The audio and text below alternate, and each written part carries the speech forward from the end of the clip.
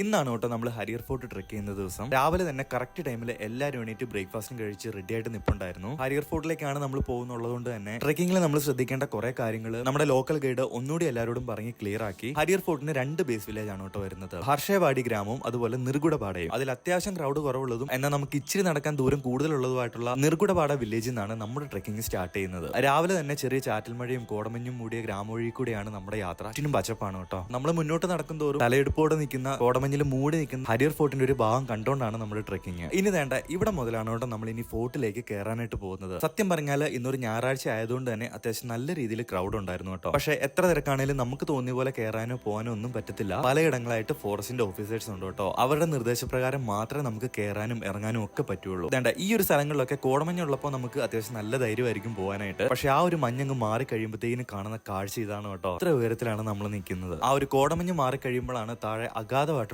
കൊക്കയാണെന്നുള്ള കാര്യം നമുക്ക് മനസ്സിലാവുന്നത്. ഹരിയർ ഫോർട്ടിനെ വർഷത്തിലെ ഏറ്റവും ഭംഗിയായിട്ട് കാണാൻ സാധിക്കുന്ന ഈ ഒരു മൺസൂൺ ടൈമിലാണ് കേട്ടോ നമ്മൾ എല്ലാവരും ഇവിടെ വന്നേക്കുന്നത്. വേനൽക്കാലത്ത് ഇതൊരു വരണ്ട മലയും സഹിക്കാൻ പറ്റാത്ത ചൂടുമായിരിക്കും നമുക്ക് ഇവിടെ. ഹരിയർ ഫോർട്ടിന്റെ ഏറ്റവും പീക്കിലുള്ള സ്ഥലത്താണ് കേട്ടോ നമ്മൾ ഇപ്പൊ നിൽക്കുന്നത്. ഹരിയർ ഫോർട്ട് കയറുന്നവരിൽ ഈ ഒരു പോയിന്റ് വരെ എത്തുന്നവർ ഭയങ്കര കുറവാണ് കേട്ടോ. പക്ഷെ നമ്മുടെ കൂടെ ഉണ്ടായിരുന്ന എല്ലാവരും ഈ ഒരു പോയിന്റ് വരെ കയറി നമ്മൾ നല്ല അടിപൊളി ഫോട്ടോസ് ഒക്കെ എടുത്തിട്ടാണ് കേട്ടോ നമ്മൾ ഇവിടുന്ന് പോകുന്നത്.